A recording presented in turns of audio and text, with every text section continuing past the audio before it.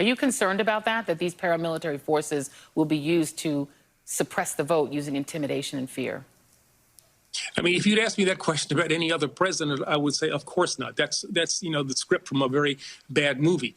But this administration, this president has demonstrated that they have a capacity to go lower than we can even possibly imagine. So, yeah, I think we have to be concerned about that. His attempt to talk about mail-in voting and all the fraud that is associated with it is factually incorrect. He's just trying to set up a situation where he has the ability to delegitimize a vote that he might lose. If he loses, and I expect that he will, then we have to be prepared for what he is going to do in the immediate aftermath of such a loss and what he'll do for the time period between the election and the inauguration of the next president. We have to be prepared for things that this nation has never faced before. And unfortunately, that could involve the use of these forces. Who knows what he'll do, and the people who are as part of his administration will support him in doing. When President Trump was elected in November of 2016, immediately, Obama Pentagon officials, people sworn to destroy the United States and set up China as the new dominant world power, publicly canvassed the Pentagon, going door to door, finding out how many of the military brass and others would support a military coup through COG. It's totally illegal. It's totally unconstitutional. It is not in continuity of government battle plans that were started in the late 1940s right through to today. It is nothing short of a coup. So they opted instead to go with the fake legal coups of Russiagate, Ukrainegate, and all the rest of it. But now that that has failed, they are publicly, first in the Council on Foreign Relations and other establishment organs like the Atlantic, and now with Nancy Pelosi and Joe Biden and CNN and MSNBC all stating that Trump is already a dictator and illegitimate. And they are inverting reality and saying he stole the 2016 election, he's going to try to do it again, and that they are going to contest the election, and that if he contests their contesting, that is dictatorship, which of course it's not, and that they will then remove him using COG. Now, Pelosi came out 3 days ago and said this. Last night, the former Attorney General under Obama, Eric Holder, came out and said that Trump is planning on using paramilitary troops across the United States to basically take over local governments and set up his own martial law. Now, of course, we've laid all this out with exact specifics and told you it was coming. 2 years ago, I did a special report on this, and I said they will trigger race war nationwide in all the major cities, surround the White House, and demand that the president step down. And I even predicted they would do it specifically during the midterms or during the next 2020 election, because they'll use that as cover to say that the president is contesting the election when it's them that are contesting it.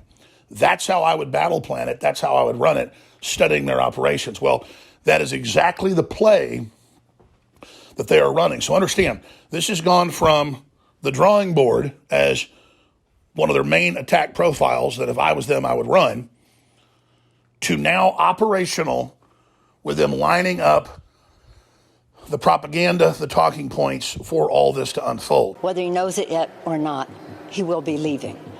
Just because he might not want to move out of the White House doesn't mean we won't have an inauguration ceremony to inaugurate a duly elected president of the United States. And I'm second in line to the presidency. And just last week, I had my regular continuation of government briefing. This might interest you because I say to them, this is never going to happen. God willing, it never will. But there is a process. It has nothing to do with if the certain occupant of the White House doesn't feel like moving and has to be fumigated out of there, because the presidency is the presidency. It's not geography or location. He's talking about sending these unmarked paramilitary guards to places with Democratic and blue states with very blue cities run by Democratic mayors. I think we should all take very seriously the prospect that this is, as I say, a dress rehearsal, a trial run for first an attempt at voter intimidation on election day. Are these unmarked paramilitary units going to be doing security at the polls in battleground states? I think that's a question we'd like to have answered. You have 4 chiefs of staff coming out and ripping the skin off of Trump. And you have so many rank and file military personnel saying, whoa, we're not a military state. This is not who we are. I promise you, I'm absolutely convinced they will escort him from the White House with great dispatch. The people of this country had better be worried about what we're seeing in Portland. Who are these people? Why do they have these kind of uniforms on where they cannot be identified? We don't know their names. We don't have anything that identifies them. As a matter of fact, it has been suggested that this is a trial run for the President of the United States, who may be organizing to not accept what happens when we have the election. If he's not elected, is he going to pull out his military? Is he going to engage us? He is already alluded to there may be a civil war if he's not reelected. This is dangerous. We are trying to find out more about it. Tell you take on the intelligence community, they have 6 ways from Sunday at getting back at you. So again, while we're all worried about the lockdown of the virus, while we're all worried about the race rioting, all of that, that's the backdrop. So the American people are used to being locked down when they remove Trump.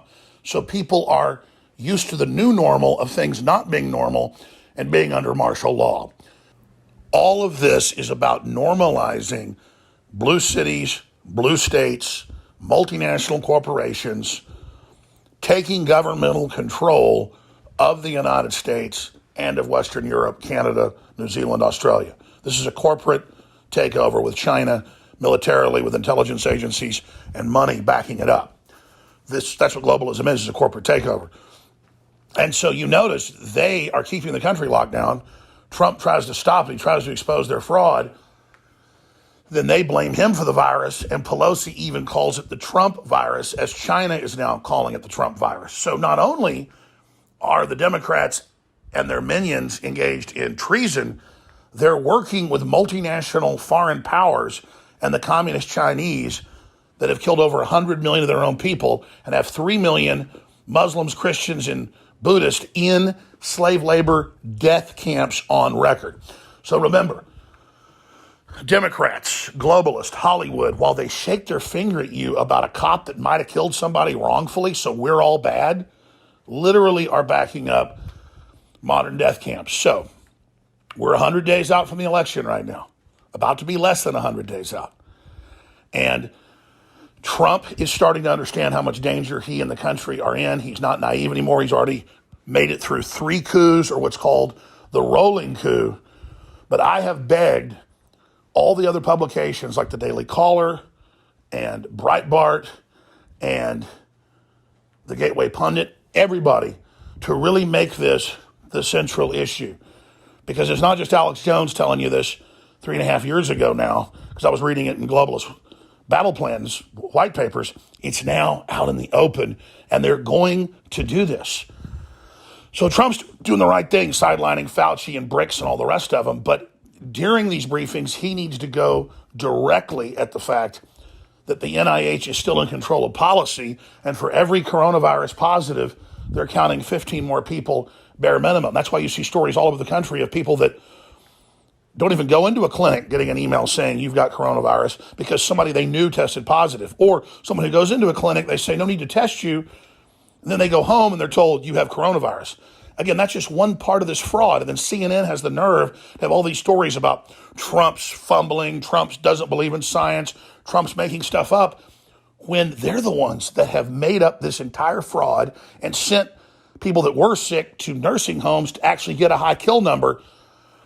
Trump must go on the total offensive instead of being nice to Governor Newsom and nice to Governor Cuomo and nice to all these other pieces of trash. He has to expose the monstrous criminal globalist conspiracy they've been involved in with the Wuhan lab, which again, Bill Gates and Fauci and the rest of them openly ran. This was a setup from the beginning when the impeachment was failing.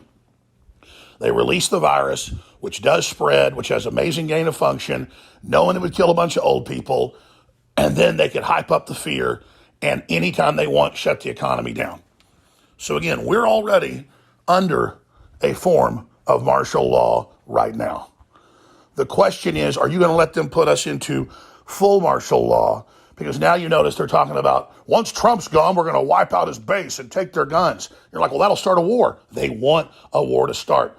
The Chi-Coms and the globalists want a civil war to take the United States out of the equation.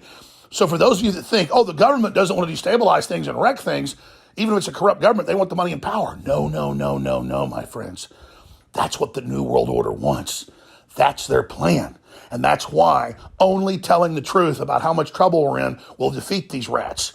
Only telling part of the story, we're going to lose. Now, here's some excerpts of myself 2 years ago laying out this plan that you're now seeing unfold. It is Wednesday, July 18th, 2018, and I come to you with the most dire of news. Our republic is hanging by a thread.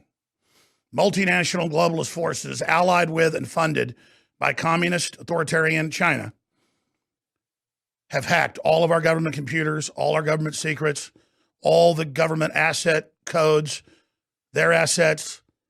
We have been set up for a fall. In the 11th hour, patriots in our country and in our intelligence agencies and in our corporations rallied to get President Trump elected right when the deep state was planning to finish America off in 2017 and 18. It's in all the WikiLeaks. They have now been for over a year and a half trying to foment insurrection and civil war in this country. And they've been trying to push the narrative that President Trump is somehow a Russian agent. They have intensified their calls for him to be killed or for him to be removed under the 25th Amendment or under a military coup on MSNBC, CNN, and every other major channel. Traitors at Fox News have all weighed in except for Tucker Carlson and Sean Hannity and viciously lied about the president and stabbed him in the back. I am afraid for my nation and I'm afraid for my family. I personally am not afraid myself. I am afraid for the society that doesn't deserve President Trump. Trump has put himself in the center of unprecedented attacks in history, unprecedented lies, unprecedented deception, and they are now launching the ignition phase. You can smell it, you can see it, they're admitting it, to remove President Trump by this fall. Now, Clapper and Brennan said at the Aspen Institute with Wolf Blitzer last year that they would remove him by the Christmas break. They tried that coup. It failed. They are now back on television, not just at policy forums, but on mainline TV saying, overthrow him, U.S. military. They have all of their Democrat operatives, Alexandria, Cortez, and others, we'll play this in a moment, saying, occupy federal buildings, occupy ICE, occupy the border, blow off the doors of the castle, which was an old communist Chinese weatherman plot that was discovered in the 70s. People went to prison for it. She is executing the weatherman plot. Soros and the UN are down in Nicaragua, El Salvador, Guatemala, massing hundreds of thousands to flood, which will then open up for millions. This is the takedown plan, just like you've seen in Europe with 10 million military-aged men the last 5 years and the implosion there and the UN setting up bases now to, quote, deal with the crisis they created. And on our deathbed, as America was being prepared for race war and societal disintegration and women being turned against the men and complete collapse, Donald Trump was recruited by patriots 2 years before he even announced his run. When the military did a soft coup in Obama and said we're not going to back al-Qaeda in Syria, he was recruited. And we are here trying to save the country. We are Americans. We are patriots. We are not the wicked CNN that supports China's sale of human organs of Christians and Buddhists. We do not support all of this sickening behavior and anti-American behavior by the big universities in Hollywood. We are fighting with everything we've got. They're the people that openly hate the country. They're the people that hate the bitter clingers and hate flyover country. And Democrat courts ban the American flag and say it's a gang symbol in public schools. Ninth Circuit. They're the ones trying to bring in brainwashed, collapsed third world populations that are communists out of Venezuela. Venezuela has had 4 million people the last 6 months, according to their own numbers, leave, and they're going El Norte. And they're so dumbed down, they want to come where they think the communism's better. It's happening. So, let's play this clip of Alexandria Cortez saying, occupy government buildings, borders, U.S. airports. Occupy it all. That's a communist term. Occupy. Shut down the infrastructure for the civil unrest I told you that's coming. They are planning to launch a civil war, and July 4th, in their own admissions, was the demarcation line. Here she is. I believe the moral character of the United States is at stake. So for me, it wasn't a question of whether I should go down there. If we have to have a rapid response. And I think every day that we go on, especially a day when something that heinous happens, we have to occupy all of it. We need to occupy every airport. We need to occupy every border. We need to occupy every ICE office until those kids are back with their parents, period. The kids you told to come here, the kids, many of them, their parents were killed coming through Mexico. You don't care. Hundreds of thousands dead over there. Never a discussion of that. You dictate America's moral authority as a rich girl posing as a poor girl selling communism and socialism. What a monster. So that's where we are as a culture. That's where we are as a society.